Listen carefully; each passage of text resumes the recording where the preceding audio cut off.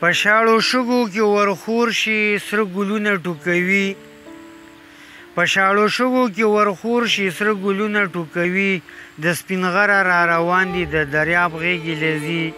غني یار د لیونو دی جانانا شراب یې درکړه په کم جام کې په بڼو مې ستوري بل شو په ماښام کې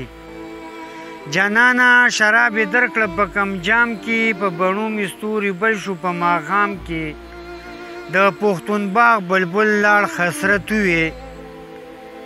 د پښتون باغ بلبل لاړ خسرت وې پوره کیږي تاریخ په الف لام کې السلام علیکم کتونکو ریدونکو د غنی خان بابا د څو شعرونو سره حاضر او دا نور شعرونه د کلیات رحمان بابا دي